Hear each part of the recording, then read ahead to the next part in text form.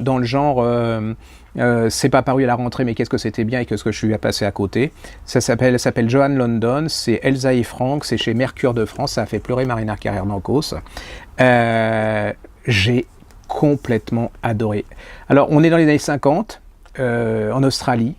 Et en Australie, à cette époque-là, il n'y avait pas de vaccin contre la poliomyélite. Il y a une énorme épidémie de poliomyélite dont étaient victimes en particulier les enfants.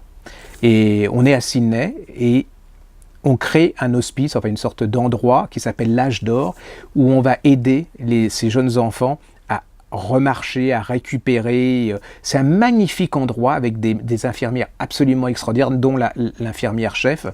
Vous allez avoir des personnages incroyables. Ce sont des enfants. Il y a l'enfant qui est l'ado qui est poète, qui ne vit que par la poésie, qui va essayer de se sauver de cette maladie et de ce handicap avec la poésie. Et vous avez Elsa et Franck.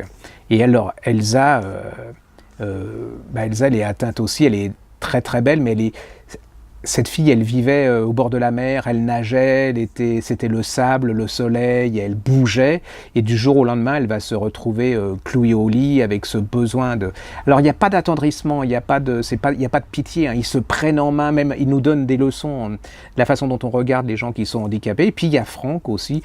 Alors, Franck, il est complètement bluffé par Elsa, il est amoureux, c'est l'adolescence, ils vont commencer, mais le problème c'est qu'on est quand même dans les années 50, hein, en Australie, donc les années 50, c'est pas le 2017 où quand on a 14-15 ans, on peut faire des tas de choses que, non, là c'était pas possible. Et puis à travers ça, il y a aussi, sont des émigrés. Donc ils vont vous raconter l'histoire de leur émigration, de leurs parents qui viennent de Hongrie suite au nazisme. Il y a comment ces gens qui viennent de Hongrie considèrent un peu les Australiens un peu comme des Rustres, hein, il y a un moment. Puis d'un autre côté, les Australiens les considèrent comme des émigrés. Donc vous voyez, là c'est un peu compliqué. C'est comment tous ces émigrés des années 40 vont s'intégrer peu à peu à l'Australie pour en faire ce qu'elle est là, leur apporter des choses et eux accepter ce que les autochtones avaient de précieux et de riches. Et puis il y a l'histoire de ces deux gosses, parce que le problème c'est que ça se fait pas d'être ensemble elles vont être séparées.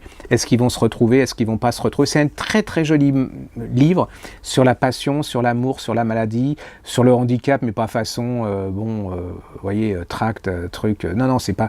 Il y a aucune pitié là-dedans. C'est une fois que vous êtes dedans, vous lâchez pas. Et c'est très très très très beau.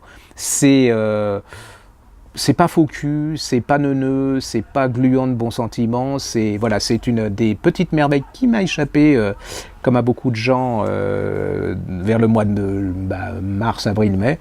Et allez-y, vous allez passer un moment extraordinaire.